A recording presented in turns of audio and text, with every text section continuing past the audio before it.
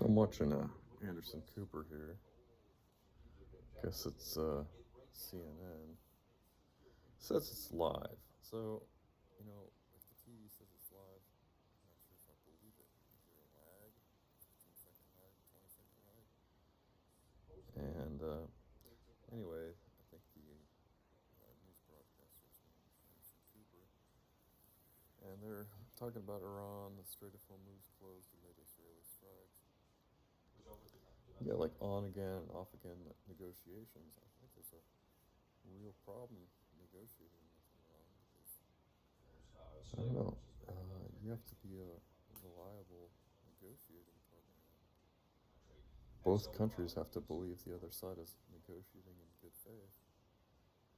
And you kind of start a war without any real reason for it. It's pretty tough to negotiate with someone like that. So the headline says, U.S.-Iran truce on shaky ground with new attacks, Hormuz confusion. And, my gosh, the images are pretty graphic that they're showing.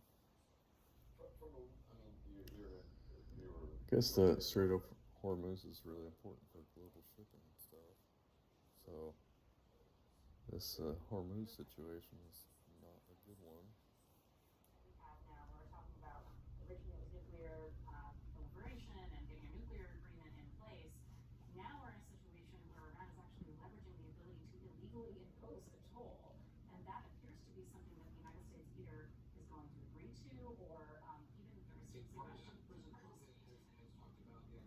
So the one lady says it's an interesting situation. Well, it's certainly interesting. It's also there's a lot on the line.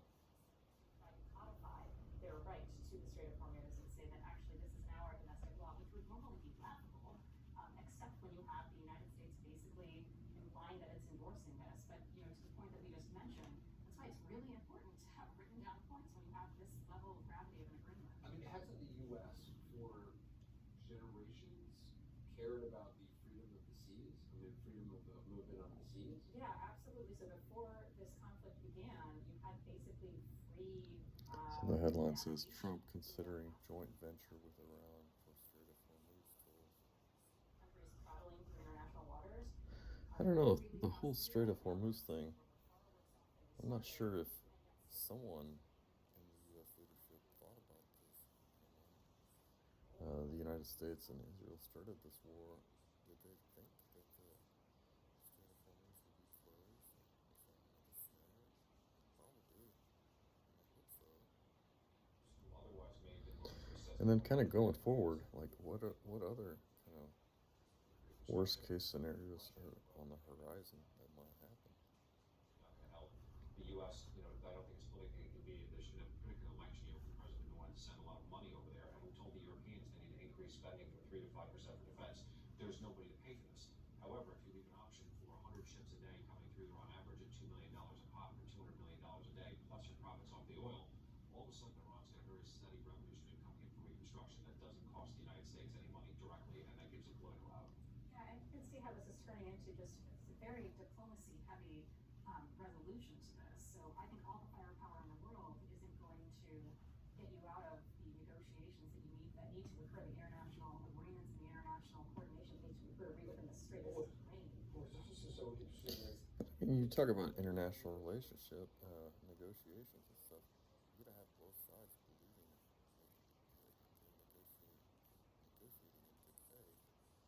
So when the U.S. leadership is talking about wiping civilizations out and doing this, and taking out power plants and stuff. I mean, why would anyone within Iran negotiate in good faith with somebody who has that kind of awful rhetoric? Costs and experienced State Department staff to come in and sort of fill the gaps. So the lady's asking for somebody who's experienced to step in and help out, and there's probably some experienced people over in the State Department. Kind of a strange thing to say. Seems like there's not a lot of confidence in whoever's doing the negotiations right now. They're looking for somebody else. Probably somebody sitting in the basement or something like that.